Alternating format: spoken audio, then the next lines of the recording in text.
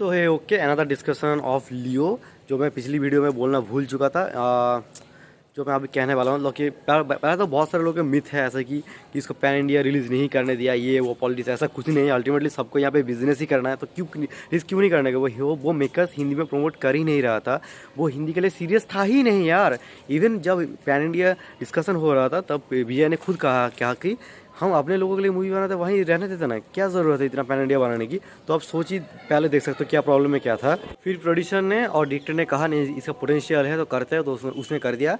And movie देख के को पता चल जाएगा कि जब फर्स्ट ड्राफ्ट मूवी का लिख के स्टोरी का लिख के ख़त्म हुआ था तभी इसका एलसीओ से कुछ कनेक्शन शायद दिमाग में था नहीं कि इसको एलसीओ से कनेक्ट करेंगे। बाद में शायद पता लगा कर देते हैं और अच्छा बिजनेस हो जाएगा और अच्छा बेटर हो सकता था, इसलिए शायद बाद में किया गया। ये देख के पता चल जाता है क्योंकि घटना में जो स्टोरी इवेंट्स में कुछ कनेक्शन है ही नहीं, बट एक कैरेक्टर टीज देने से अंत में लाइक जो है उससे नहीं होता स्टोरी इवेंट, समझ रहे हो। गायत्री और विक्रम जिस लेवल का था, एक ही एकदम बात का ही स्टोरी है वो, वैसा है वो एक होता है कहानी में बेंड। जैसे कि पठाना में सल्लू आ गया था या फिर टाइगर 3 में सही है ऐसा कि चला जाएगा, ये भी कोई स्टोरी में कनेक्शन नहीं है, ये बस फैन सर्विसिंग ही हो रहा है। इसको अब सिनेमैटिक यूनिवर्स का मतलब समझ रहे हो ना, ये बस दिखाने के लिए हाँ हाँ सेम यूनिवर्स में है, स्टोरी में कुछ कनेक्शन इसका भी नहीं है। सिर्फ लियो के साथ भी हुआ है कनेक्शन, एलसीयू के साथ कुछ है वैसा कुछ है ही नहीं, बस थोड़ा टीज किया गया है। ये तो बाद में एड ऑन हुआ, ये तो देख के लग ही रहा है। लोकेश कनाडा ने हिस्ट्री ऑफ वायलेंस का नॉवेल का जो था वो राइट्स लिया था, ये तो मैंने पहले ही बोल चुका हूँ। और कहा जा रहा है कि ये नॉवेल के ऊपर बेस होने वाला है, लेकिन नॉवेल से हटकर मूवी में जो बना था हिस्ट्री ऑफ वायलेंस नॉवेल के ऊपर ही, तो नॉवेल से हटकर उस मूवी में जो किया था जो कि बेटे का कैरेक्टर था, ठीक है, सेनापति की विजय का जो बेटे का कैरेक्टर था वो कैरेक्टर आर्क मूवी में था, नॉवेल में नहीं था। और इस मूवी में भी वो बेटे का कैरेक्टर है, वो बेटे का आर्क है। तो नॉवेल का राइट्स लेके, नॉवेल का अडेप्टेशन लेके एक्चुअली में मूवी से चीज़ें लिया गया है। सो नॉवेल का अडेप्टेशन नहीं था, मूवी का रीमेक या फिर मूवी का इंस्पिरेशन था। रीमेक तो नहीं कहूँगा क्योंकि उसमें एक्शन नहीं था, इसमें चीज़ें चेंज बहुत है और दिखाने का तरीका अलग है। तो एक्चुअली नॉवेल का राइट्स लेके नॉवेल का एडेप्टेशन कह के मूवी से प्लॉट इंस्पायर किया गया है, ये थोड़ा अजीब लगा। मैं बताता हूँ कितना अच्छा पोटेंशियल था। अब वो दिखा सकते जो उधर ड्रग्स था उसका जो पैसा दिया था वो रोलेक्स ने दिया था, कोई बिच्छू का साइन दिखा देते वो रोलेक्स ने दिया था, क्या देते ना वो कोके नहीं कहता, यही बता देते। वो धतूरा वतूरा बीच में लाने की क्या ज़रूरत था। तो फिर एक पिसर में आ जाता हाँ जिसने तुरंत माल ख़राब किया है उसको वापस ला, उसको मार वगैरह वगैरह। रोलेक्स के ऊपर प्रेशर तब या फिर जब पता चला कि लियो जिंदा है तब रोलेक्स ने प्रेशर दिया संजय दत्त दास फैमिली को कि इसको मार, ये अभी भी क्यों जिंदा है। तो एक अच्छा मिल जाता है, वो एक मोटिव मिल जाता है। बात यहाँ पे विलन का तो मोटिव है ही नहीं, वो मैंने पहले वीडियो में बता ही दिया है। इवन हीरो का भी कुछ ज़्यादा ऐसा मोटिव लगता नहीं है, क्योंकि वो कह रहा था वो पास्ट लाइफ में जो किया है वो सब ठीक करने के लिए ये नया फैमिली बना रहा है। तो ये समझ में नहीं है एक्चुअली कहाँ कैसे, मतलब वो पास्ट लाइफ में जो भी किया था वो एक अच्छा फैमिली बनाने से कैसे वो ठीक जस्टिफाई हो गया ना। अगर वो जिन लोगों का मारा था अगर उस फैमिली को कुछ फ़ायदा दिला रहा हो, उसको पाल पोस रहा हो बच्चे को, तो फिर पता चलता है। लेकिन तुमने जो गलती है, तुमने मर्डर किया था वो तुम क्राइम वर्ल्ड में थे, उससे अलग होके तुम एक उसको जस्टिफाई कैसे कर रहे हो, मतलब समझ रहे हो ना। वो गलत तो था ही एक नंबर। एंड अब ये बोल सकते हो कि आप टायर्ड हो चुके थे, अब उस लाइफ पास्ट लाइफ से आप टायर्ड हो चुके थे, उससे निकलना था। आप वो सब जान चुके थे कि ये सब बेकार है, इस लाइफ में कुछ नहीं है, अब थक चुके थे, आपको नई ज़िंदगी चाहिए, एक फ्रेश स्टार्ट चाहिए। तो अपने लिए आपने स्टार्ट किया, वो मानता हूँ। उस गलती को सुधारने, गलती इससे कैसे सुधार रहा है, मुझे वो सेंटेंस ही समझ नहीं है। वो बोलने की क्या ही ज़रूरत है, मुझे पता नहीं तमिल में ऐसा था या नहीं ओरिजिनल में, हिंदी में ऐसा था और ये ज़रूरत ही नहीं थी। इस लाइन को अगर ना बोलते तो बाकी सब सही था, इसका तो मोटिव ये हो ही नहीं रहा था।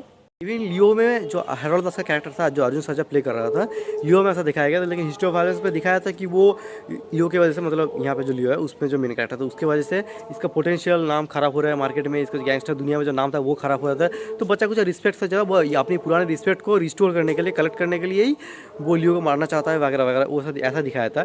इसमें ही वैसा दिखा देते। ये सब कल्ट मल्ट सुनने बहुत बढ़िया लग रहा है, सीरियसली कल्ट मुझे ये सुनने बहुत अच्छा लगा कि नॉर्मली ये सब, लेकिन ये बहुत ऐसे ऐसे हो गया यार।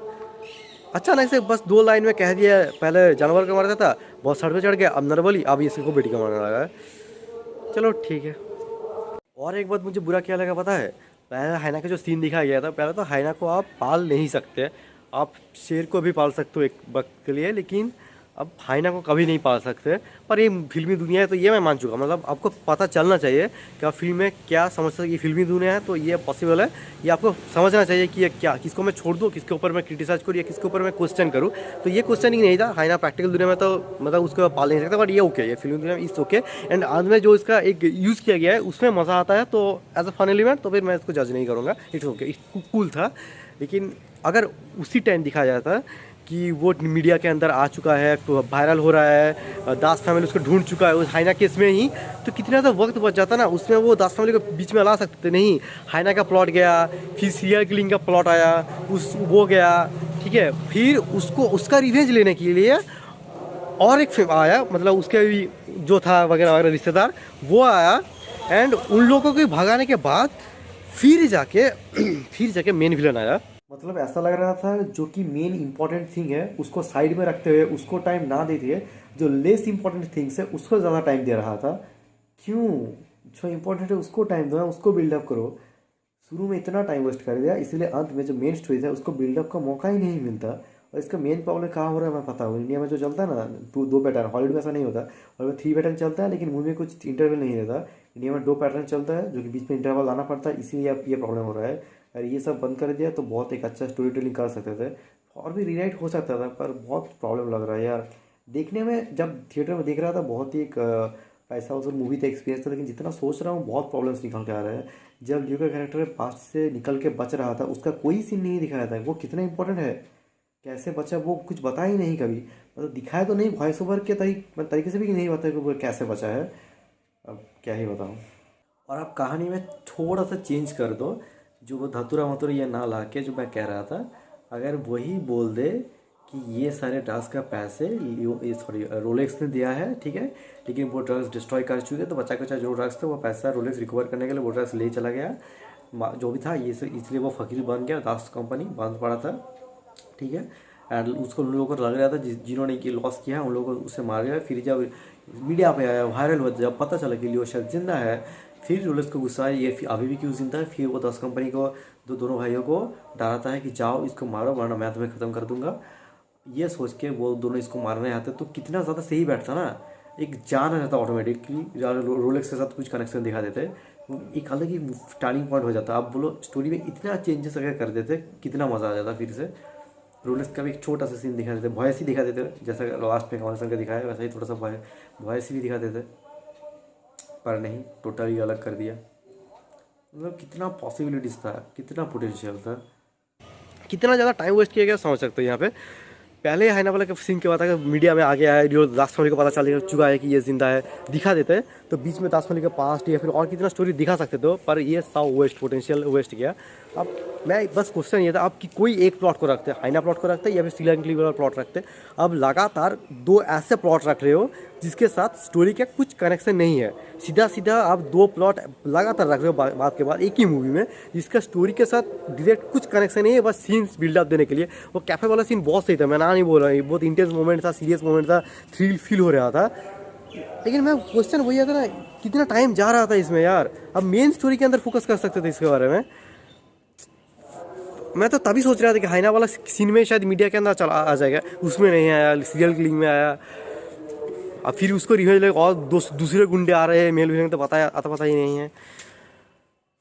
मुझे अर्जुन सर्जा के लिए बहुत बुरा लग रहा है। हेरो दास का कैरेक्टर मैंने बहुत एक्साइटेड था उसके लिए, मैं संजय दत्त के से भी ज़्यादा एक्साइटेड था उसके लिए, पर यार जो था ऐसा ही गुजर गया। आप देखते हैं इसको, पता नहीं, मतलब ये तो राइटिंग में तो देख के पता ही चल रहा है कि पहले तो स्टोरी में नहीं था, एलसीयू में बाद में ऐड किया गया।